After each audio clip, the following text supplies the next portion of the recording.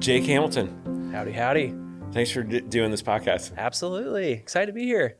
We've known each other for, almost 15 years or something. Yeah. Worked on a lot of 2009, films.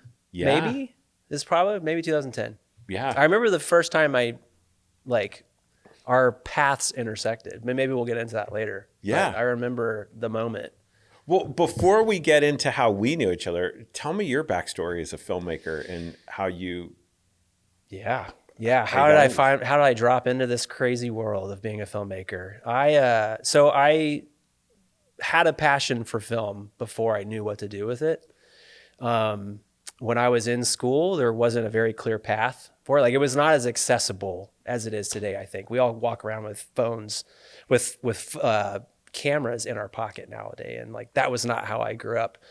And when I was at school, there was two of us at the university I went to that had a professional grade camera, and we considered ourselves filmmakers because DSLR, like all that stuff just didn't exist. And so I studied engineering at school, but had a passion for telling stories and doing film.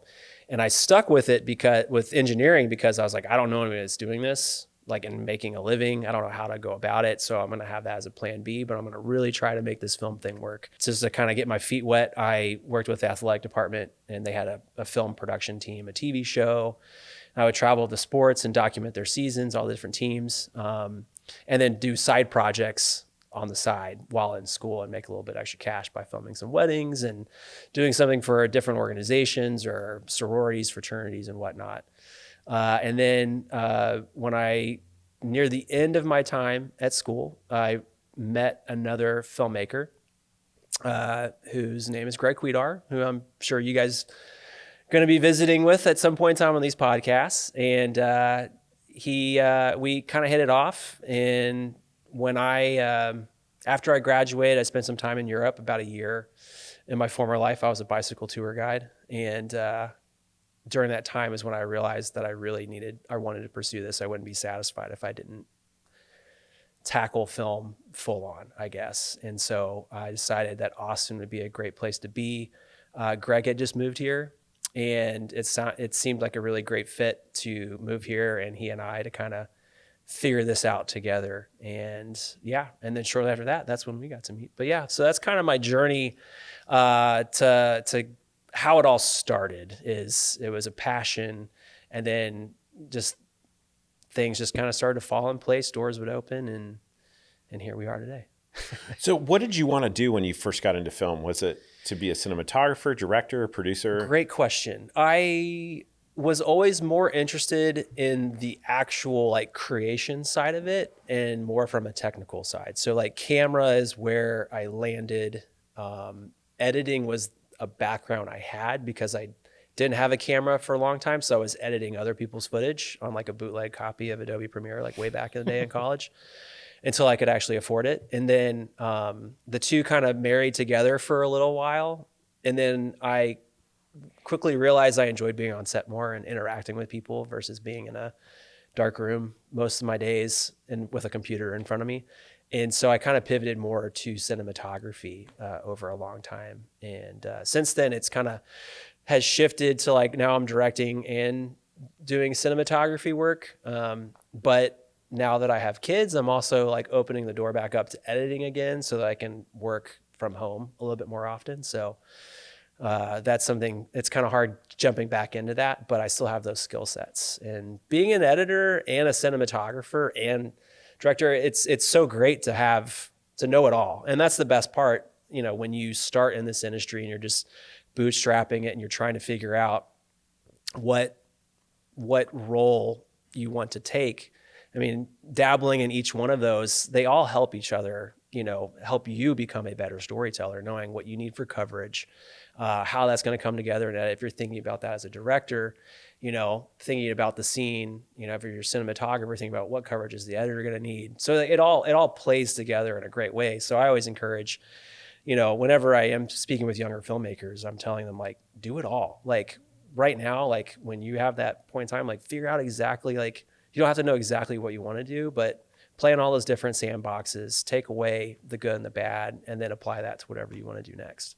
Yeah, it's fascinating because if you don't have you don't know that you need good sound until you get into post and realize. Oh yeah.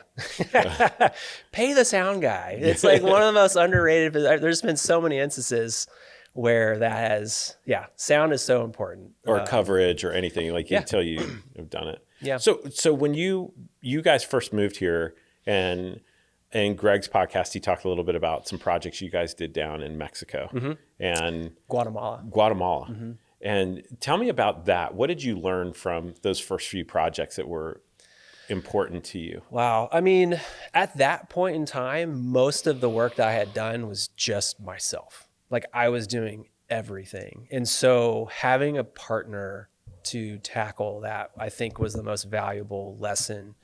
The most valuable things I took away from that experience was collaborating with Greg, which we both have collaborated with Greg on various levels.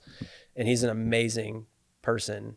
Not only like a friend, but a contributor to whatever you're working on. And so for me, I feel like I just learned a lot from him, watching him work. And we're both young. We're both like in our young 20s. Like he probably had no idea what he was doing, but he carried that mindset, like leadership qualities that he did. At least he was confident, and could step forward and know what he wanted. But I think just like seeing him like interact with people on set and the way he treated his crew and worked with the organization that we were working with, I think there was some big things that I took away. It also was like, this is a lot of hard work and you put yourself in some dangerous / skeptical scenarios, when you're like entering these places and traveling internationally and you don't know what to expect. It was a whirlwind of an experience, but it's crazy how you can look back at how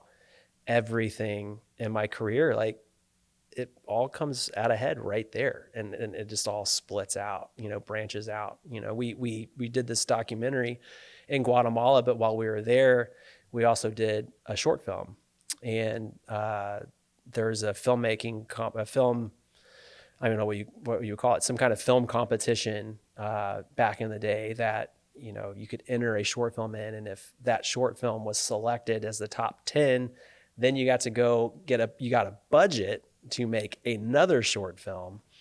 And so we're like, we're going to be in an amazing place. We got access to incredible characters. Like, let's create a short narrative. And we just did that on the side. We were down there and we ended up being the top 10 and getting to like get an actual budget for a narrative film. And again, we had no idea what we were doing. It's really painful to go back and watch that movie. I totally disagree with you. Oh, really? I mean, from a technical standpoint, from my work as a cinematographer, it's like, oh, what was I doing? But it is a great story. It is a great story.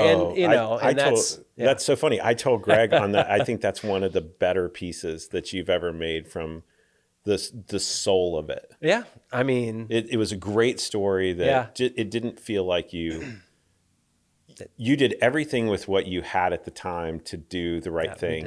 And it just, you felt it in that piece. It had a lot of heart. I'll tell you that. Yeah. That was fun. I mean, I forget how many days of productions, but we decided to do a road trip for this film where like we started in Austin, Texas, and we traveled all the way up to South Fork, Colorado, and we shot all along the way, all these different scenes until we got to like our final destination. And the tagline, and I say this all the time, I'm pretty sure the tagline for that film is "Life on the road accelerates friendships," and that's something that it's embodied in me now, where it's like, if you really want to get to know somebody, like go travel with them, like go spend some time on the road with them, because if you're in it, you're going to find out quickly, like whether or not that friendship relationship is going to work if y'all are in it on the road together. But yeah, so it's crazy. Everything from where I am today, like all leads back to those moments. And it's really cool to have, there's a clear path, like from all the different connections, all the different stories, all the different films I've been a part of, like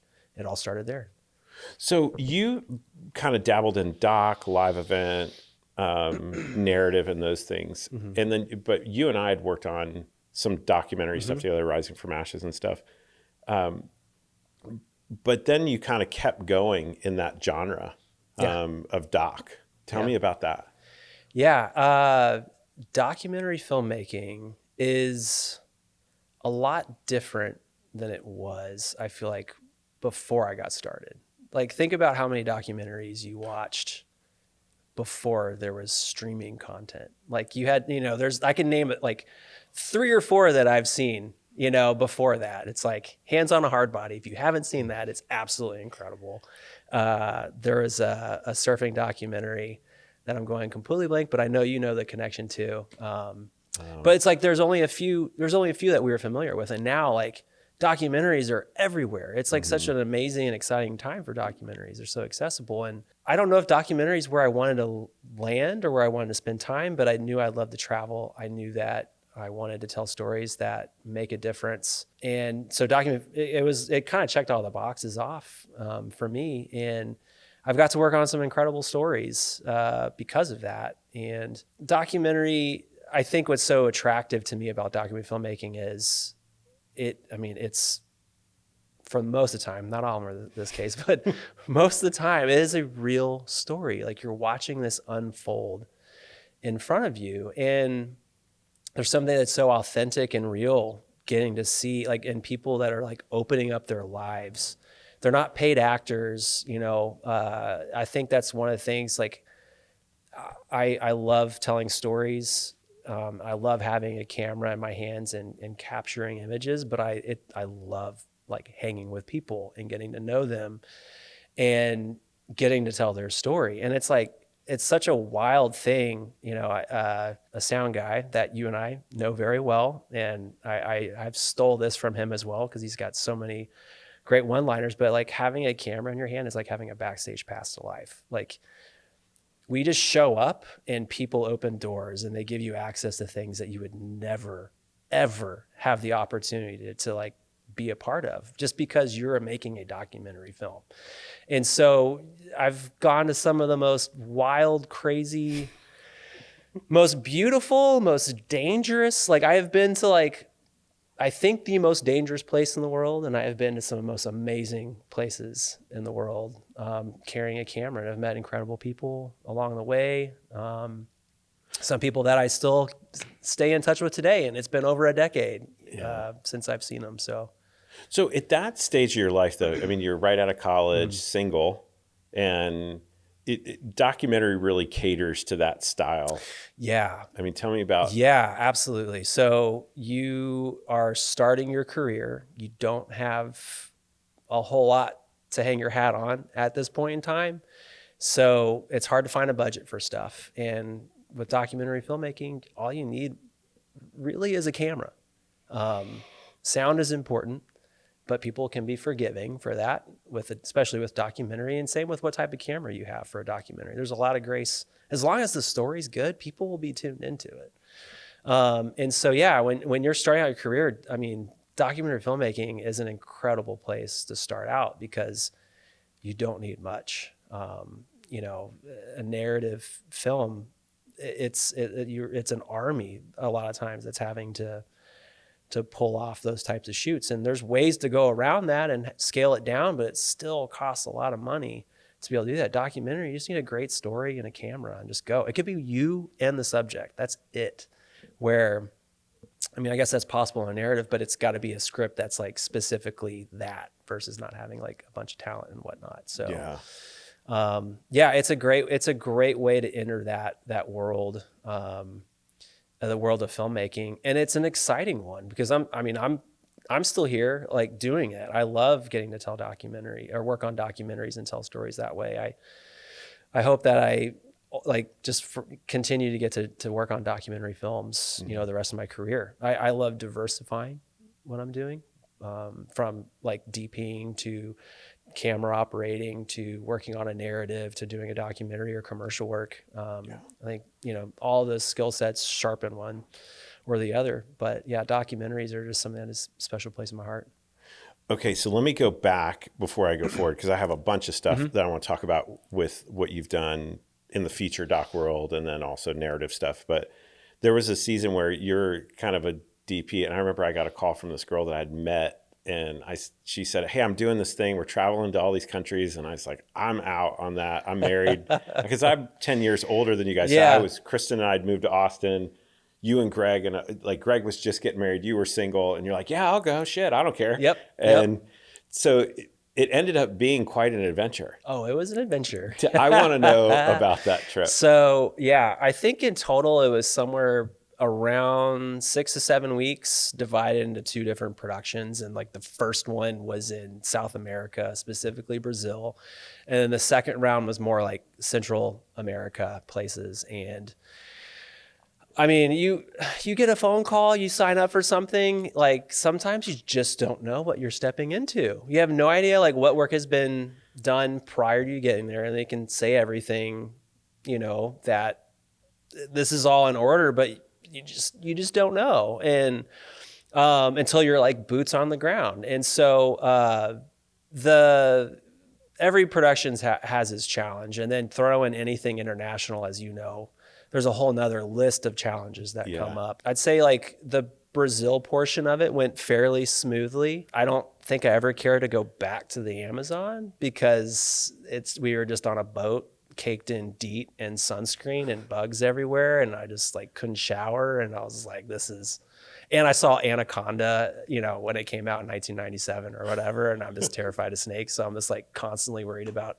some giant snake getting on our boat. But yeah, it was pretty miserable. But there is the second portion of that trip, I ended up going down there. Somehow it worked out where I think maybe their flights were delayed. I got down there before everybody, and I'm our DP. Like, I don't have any connection. I don't know anything. And the fixer that they had is this guy. He pulls up and kind of seems a little rough around the edges. And I was like, well, this is interesting. And like, we're like hanging out, and we walk to like the vehicle where we go. It is a box truck. Like this is in Port-au-Prince, Haiti. Like just, maybe like a year or so after the earthquake that happened in 2009, I think. And so I'm like, well, this is really interesting. Like getting in a box truck with somebody I've never met before in a country I've never been to, and a little rough around the edges. And he like starts asking me for like, where's my money? And I'm like, dude, I'm just the camera guy. Like, I don't have any money on me. Like, you need to talk with the producer when they get here tomorrow. And I'm just like, what did I get myself into? Like, what am I doing here? And needless to say, like as soon as production, the rest of the team got there on the ground, they made the very difficult yet wise decision to say, we no longer need your services. Because I saw him get a little like angry with some people, like when it was just he and I was like a little concerned for my life, I'll be honest. And, I'm like young 20s, and you're just like, this is not what I signed up for, which I think happens a lot of times when you are doing documentary filmmaking, probably. But yeah, this instance was like extra because of that experience. I remember you came back and you said you were on a boat, and there was an air conditioning unit in this, like on this boat you guys were on, and you were stuck in there, and it was just like pretty intense. Yeah, it's just that. I mean, that was probably the Amazon. Yeah. Where it was just like, I don't know. And you like, but like, the producer though, she was pretty aggressive. I mean, she's a friend, and if she saw this, I would have no problem. Yeah. I think that she was trying to, like, she didn't have all of her, everything fleshed out as far as story goes. And honestly, like the premise of that was we were linking a US, not like celebrity, but somebody that is like musician, an actor, a designer, and having them meet somebody from a different culture that has similar career path, where they could exchange information about what they do, how they do it, and maybe they could collaborate on something together. And the Amazon, Manaus portion of that, the tail end Brazil, like our talent like just dropped out last minute, like just said, no, not coming. And that like completely blows up the entire production that you're on. Like you're counting on this person. And so like she had to just like saddle up, and she became the talent for that last portion of it. I don't know if you knew that. No, I not till now. So you kind of like, it's just a lot. It's just a lot. And it's like, it was a very cool thing to be a part of. We did some amazing things, got to meet some incredible people, but there's all kinds of different challenges that came with that. But I mean, you came back from that though. I'll be straight up. Like you came back to that and it was like you had just come back from like Afghanistan and you're like, oh dude, bro, it was a lot. Yeah, I think maybe just my experience at that time, which was not a lot, like I didn't really know how to carry myself and lead in certain ways. And I think she was still kind of like, this was new territory for her too. Yeah. So like communication, which is like so important on set, was not great. Things are flooding back into my head. Like when we were in Colombia, I celebrated, I think, my 26th birthday. And we went to we're traveling with the Tropipop band of Colombia. Like they are the band in Colombia, Wamba. And they're like, we're going to go to this meat discotheque, like a barbecue dance party place. And it was my birthday. And so we go to this like crazy, like Colombian discotheque that also serves barbecue. I happened to get not one, but 2 parasites, I think that night, where I was out like the whole second half of that production in Colombia. That was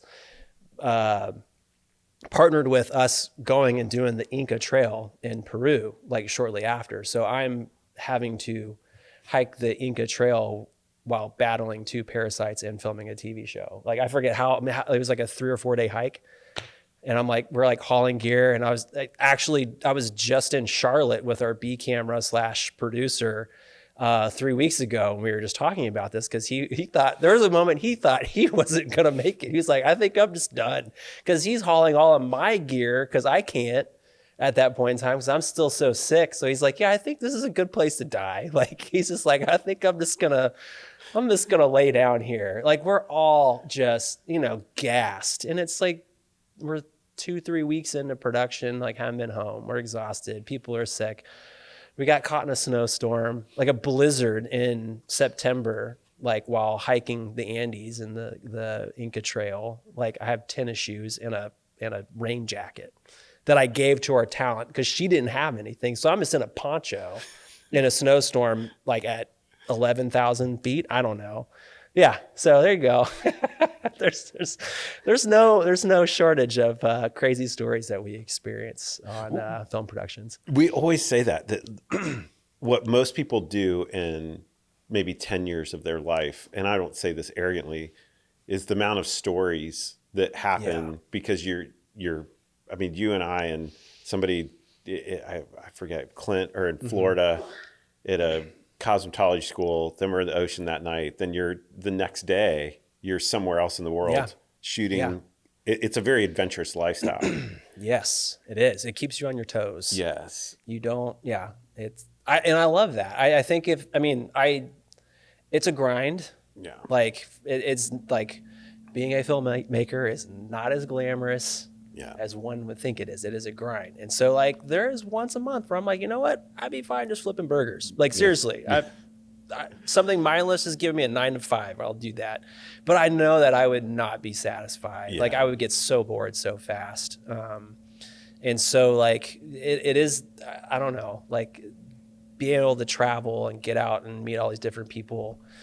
There is something that's just, I don't know if it's addictive, but there's something just so satisfying to the soul to get to like interact with all these different people that are just so different than you, seeing all these different cultures. Like, just even around the US, I haven't traveled internationally in a while, but it's like when I go up like Northeast, I'm like, man, like just the architecture and the homes are just different. The neighborhoods are different. Like, it's just interesting to like get that different perspective. I think it's always it's been great for somebody who was in their 20s. And I was single most of my 20s. I'm trying to do math of when I was married. I think I was in my 30s. Yeah. And like, it was such an incredible experience to like have that while most of my friends, like, which is totally fine, like were married and probably had children by the time they had left their 20s. I was still traveling the world, seeing all these different places. At one point in time, I was trying to keep up with my age, with how many, or try to travel to as many countries to that as my age. And so like I was, I forget where I'm at now because it's been so long, but I think that discontinued probably around 33. Wow. But I was 33 and I've been to like over 30 different countries, which is pretty wild. And like most of that I was paid to go do. Yeah. Some of it was for vacation or for fun or travel, but we talked about that on a different episode, that a lot of that is how that shapes your worldview and belief system. Yeah. And by seeing these things, and it's kind of a gift. There was when we were filming Rising from Ashes, I don't know if you remember this, I had like triple booked myself, like in ways where like it only would work if I could go from here to there to there to there. And I was before I met up with you guys in Rwanda, I was shooting for like 10 or 12 days in China, and then I met y'all in Rwanda for like 10 or 12 days, and then from Rwanda I went to Kenya and shot for like another 10 days. So I was gone for like a whole month. Wow. Three different continents, in the sense of like continent here, continent there, then back to Africa. But I remember you had multiple passports. It was I did. I had two, and that was they were very reluctant to give me that second one. Yeah, because you needed to switch them for. I needed it I needed to send my passport to get a visa. Yeah. For China, and I was like, I have to travel in between then, so like I need another one, and I knew that they would do it because I talked with another photographer that had to do the same thing. But it was like pulling teeth to get them to do it. They don't want to give you two passports. Sketchy. It does. Yeah, it definitely seems sketchy. But there was a time like that, especially that month-long thing. I'd been traveling internationally so much. I was like, what is my reality? Like I pay rent in Austin, Texas, and like that's my community, but like I'm like never there. So it's like, is this like I questioned a lot of things. Like, is this really who I am when I'm not home? Not that I'm a different person, but just like, I don't know. It was just, I felt like I had two very distinct worlds that I was a part of, where I was the travel Jake, and then the Jake that lived in Austin and had all of his friends in one spot. It was an interesting time.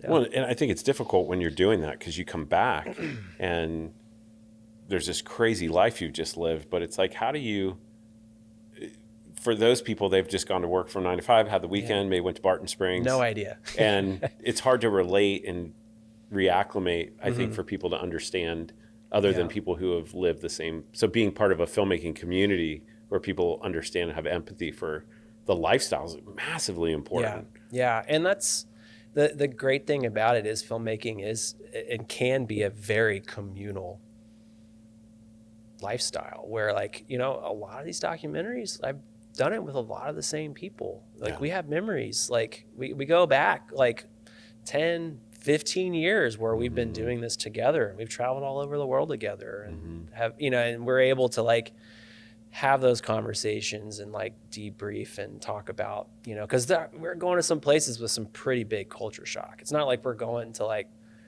I don't know, just like London, there's anything wrong with London, but it's like everybody speaks English there. It's like, it's like we're going to like China, to Africa, we're going to like India, you're seeing poverty like you've never seen before. And it's something that just doesn't, you just don't shake that off. I don't think the things you see, like it lives with you for better or worse and shapes who you are. And so, it's good to have people to visit and chat with about that stuff, and to share those memories. Documentary run, get married. How did that transition change kind of the way that you saw filmmaking and life, and how did you adjust to it? Yeah. So thankfully, while my wife Kelsey and I were dating, I had this career already. So like, it was kind of like we're dating, and I'm like, hey, like, this is testing the waters. Like, this is kind of what you're signing up for. Like, it's not like I changed my careers after we got married and it like completely like changed our lifestyle. It was like, I'm going to go, I'm going to come back, and I'm going to go again, and I'm going to come back, and I'm going to go a little bit longer. But then I'll be back for only a short time before I hit the road again, you know? And so it's something that we got to work through some of that. But like things that changed when we got married, it's different than when we were dating. Is like, we didn't live together when we were dating. She lived with a bunch of girls. She had friends, she had community. And when we got married, all of a sudden she's at home by herself and doesn't have other roommates to hang out with and keep her company. So we got a dog. So she had some companionship, and obviously she can go out and hang out with friends, but it's just different. Like, she comes home, she's sleeping by herself in our house by herself, you know? And so there's just something about not being there for her. So like that was a big game changer. I mean, but like, we could manage, like she could get out and go hang out with friends and have, you know, even have girlfriends spend the night if she wanted to.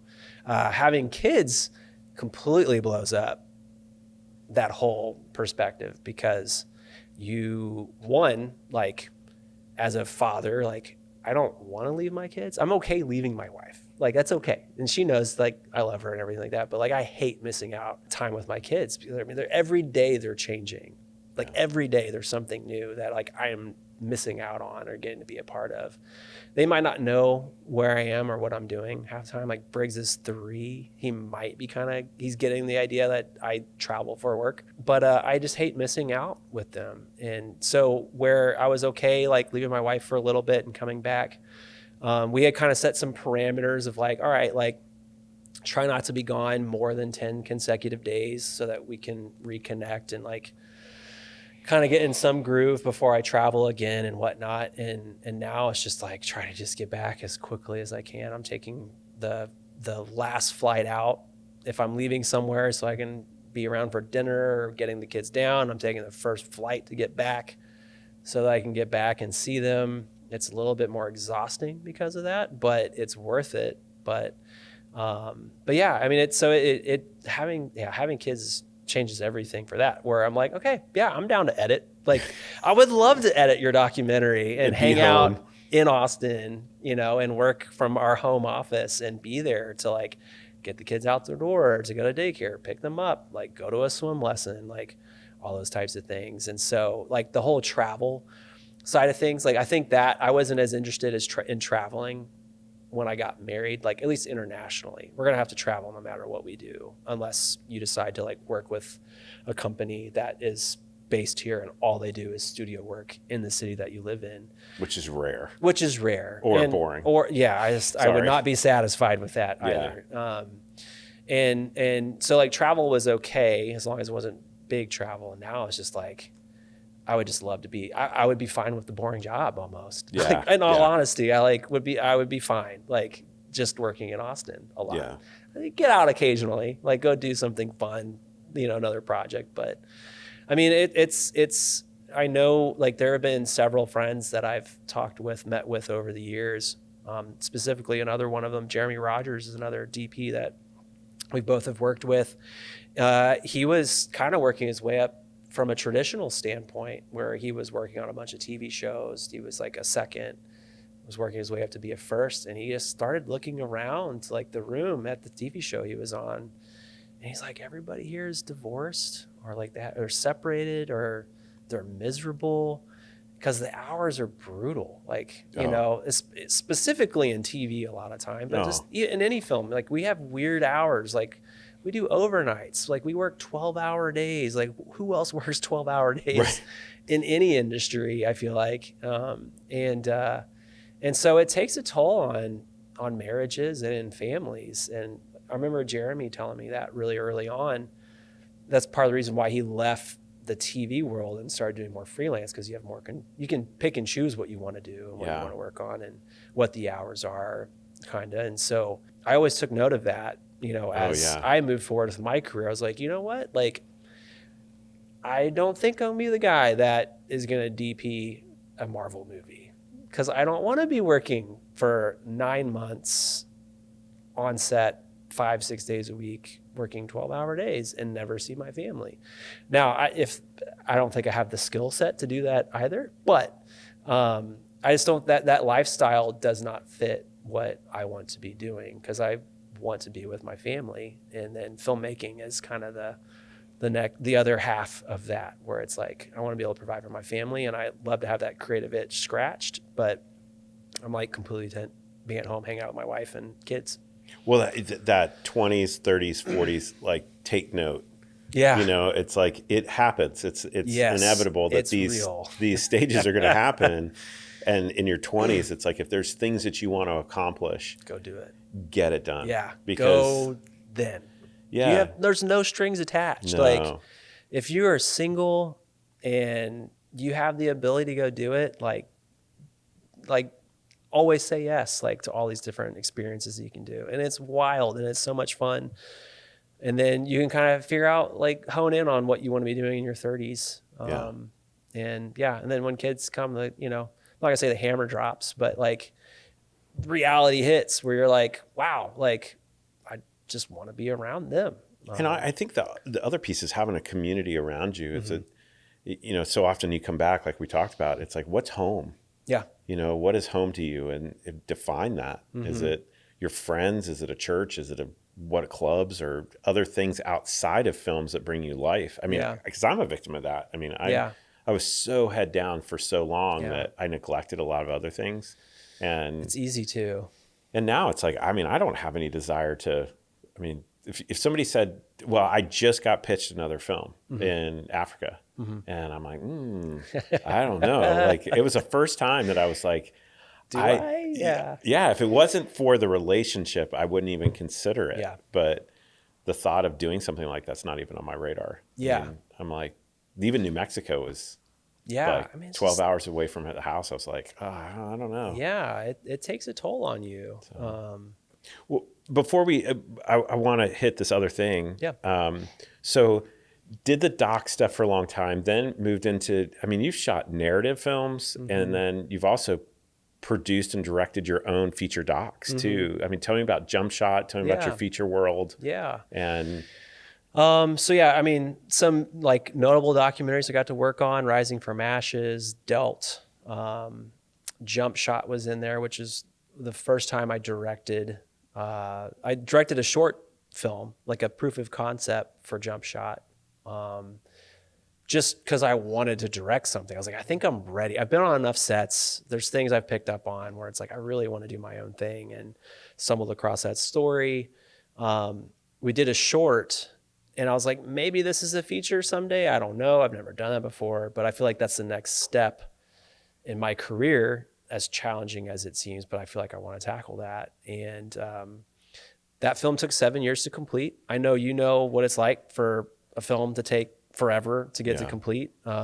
If it's something that's like a passion project, it just takes time. And a lot of times it's not if you had the time, if you had the money to finish it, like within like a 2 to 3 year window, it wouldn't be as good if you hadn't spent those 7 years working on it though. Because like, I know Rising from Ashes, I think benefited from that. I know Jump Shot did too.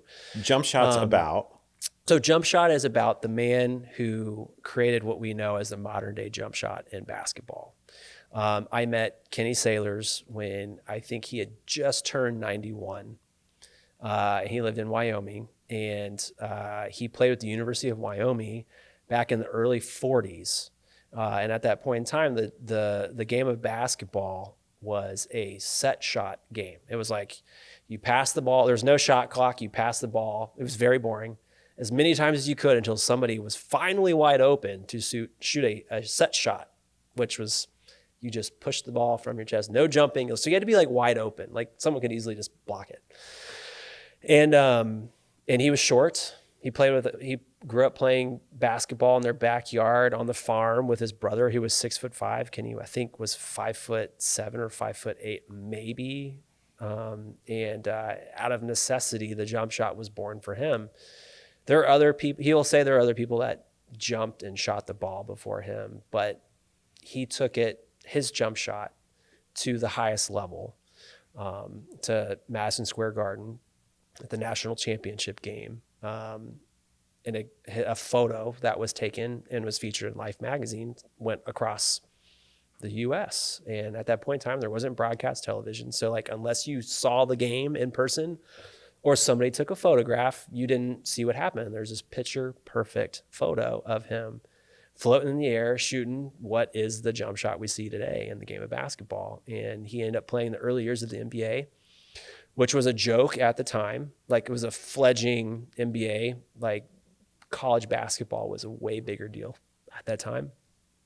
And what started out as like, oh, this guy invented the jump shot. This is a really cool story. Like, this is awesome. Like, as I spent more time with him and in the story, I realized he just lived this remarkable life that really, like, the jump shot is like kind of the smallest thing. Like, I mean, it's like, it's incredible what he did there, but like, he reinvented himself so many different times in his lifetime that, I mean, the guy literally lived like 5 different lives, like, Really? while he was here on this earth. And so yeah, as I quickly realized, like, there is a lot more to this man than just the jump shot, and we can definitely do a feature on all these different things. So I always joke around, his story is a mesh of Hoosiers meets Into the Wild, and one other film that I'm going completely blank on right now. But yeah, there's just so many different things that made up his life that, so. But you did something that was pretty interesting on that film. One is that you started interviewing, I mean, you worked with Steph Curry and, or Steph? Yep. Steph Curry and a lot of NBA Yeah. All-Stars on it. Yeah. But one of the things I thought was really interesting is to keep the budget lean is that you would hire local DPs and just cut out all the production fluff. So Independent documentary. Yeah. I can speak on that. So so we had to just keep it lean. I would travel up just myself, like, didn't have a producer, so I was producing. And then we would usually hire local crew. Like, sometimes we could only afford just having a sound guy. Other times it was a local cinematographer that was in town. There's not a lot to choose from, like in Wyoming specifically. So usually I was traveling with somebody from Denver where I would fly into, and then we drive up. You know, I had just bought the Canon C300 had just came out.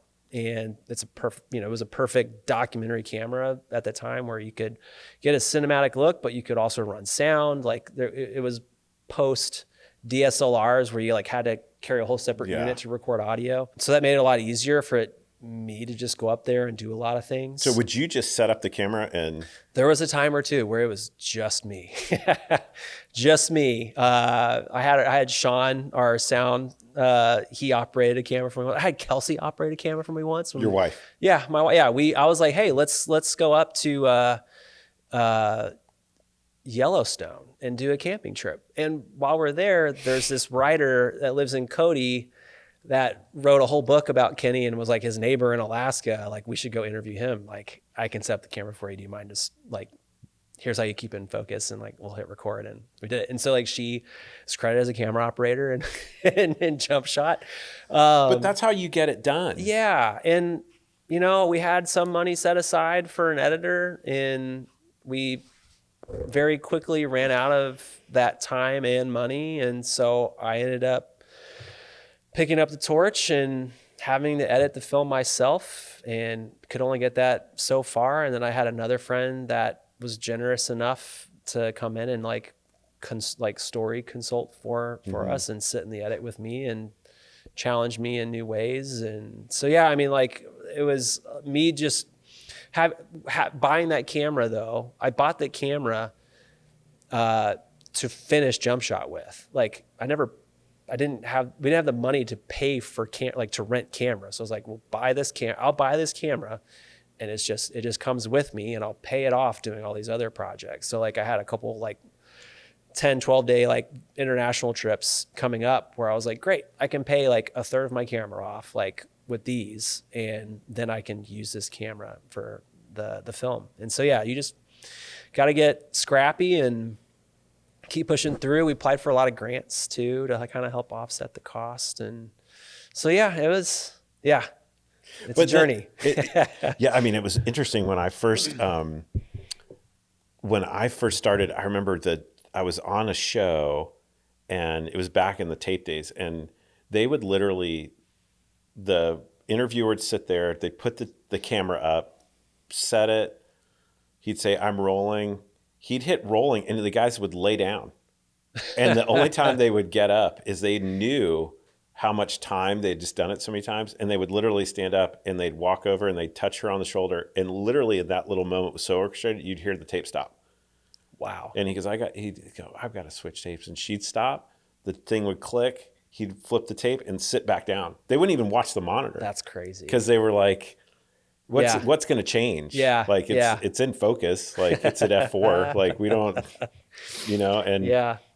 I was blown away by that. I'd never seen it. That seems like the life. I'd love to be an operator. Oh yeah. Get a nap in middle of the day, still get paid. Yeah. I mean, they'd be sitting in the grass and they just knew they'd done it so many, and they would listen to I never watched. I mean, they were so good at it, but yeah, I miss that in the sense that we think that something's going to change. It's like even if the thing comes out of focus, if the story's not good, nobody's going to give a shit. Mm-hmm. So it's like there's so much time and attention to all this crafting. I think in narrative it's great, but in some doc stuff, it's like your interview is more important than whether it's not. I don't know. It's like there's an insecurity for me sometimes. I keep looking over like it changed in the last 3 minutes. It's like the guy's still sitting there. I'm still sitting here. Yeah. Yeah. I mean, I think a lot of times you have to look at it like you should be aware and be like, look, is there anything we can do? Like, do we need to fix this or do we just keep going? Mm-hmm. Like, if it's like, yeah, we need to fix this, but it's going to take an hour. And it's like, well, we only have 90 minutes with this person. It's like, well, we'll just roll with it. That's fine. But if it's like, give me 2 minutes, I can just bump up the light. I can bring a flag over, to a floppy to flag this off. Then it's like, great, let's just do that. And then we'll press on. Like we don't even have to stop recording because media's, you can roll forever on all these cards now. Yeah. So it's just evaluating that moment of like, what needs to happen? Do we need to worry about this? Be concerned? No? Okay. Well, let's just keep going. This stage in your career, I mean, you just did Nolan Ryan. That's on, I think that's on Netflix. Mm-hmm. I watched it there. Netflix.